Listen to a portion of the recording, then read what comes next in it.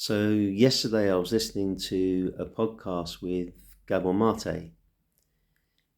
And for those of you who follow him, you know that he speaks a lot about authenticity and actually about the dangers of being inauthentic. And he links a lot of these dangers to health concerns because, he actually has a book called When the Body Says No. And it's all about how we're often overriding our needs.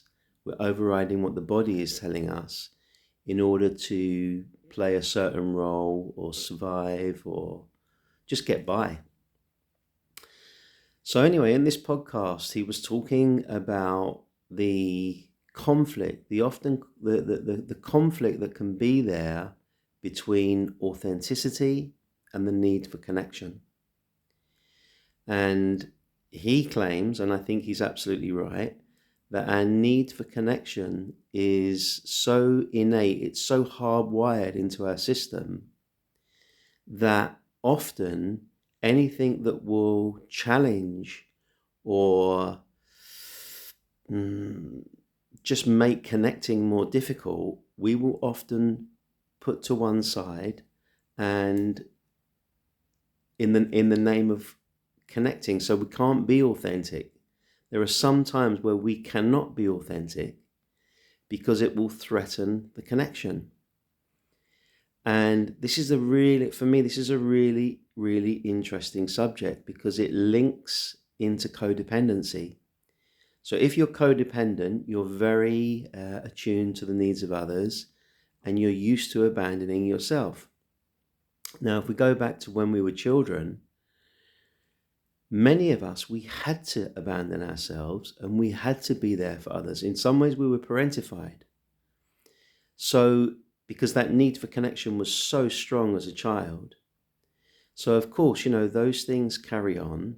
And as I say, if our need for connection is stronger than our need for authenticity, then it's almost like we will just, go back to what we know. Those pathways are so lined up inside us that we'll keep going back to that. And yet here is the real rub, that if we're not authentic, we never really get the connection that we're seeking.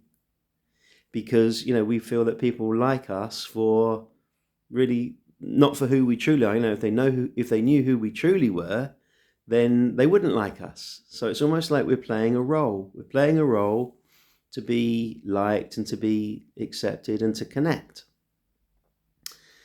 So for me, it's a fascinating subject where connection and authenticity, it's like they're like this, and at some point they've got to come together.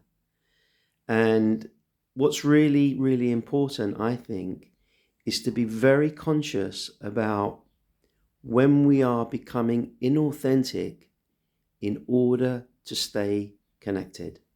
I think that is like the tipping point. And there's no judgment in any of this. There's no, oh, you're bad if you do that. None of that.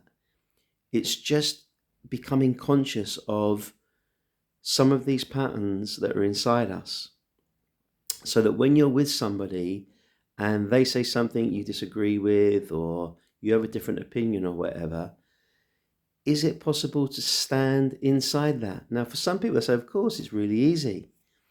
But if you've been brought up in an environment where you had to abandon yourself in the name of connection, then it is not very easy.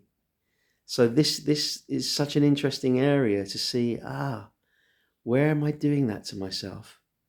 Where am I abandoning myself in order to stay connected?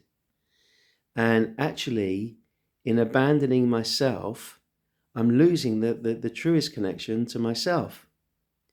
I'm sort of getting my connection vicariously through another. And yet, really, what we really want, what would be the goal, would be to be fully authentic in ourselves, to be fully attuned and congruent to ourselves, and also to be able to connect with others. I think that's what we all want, isn't it?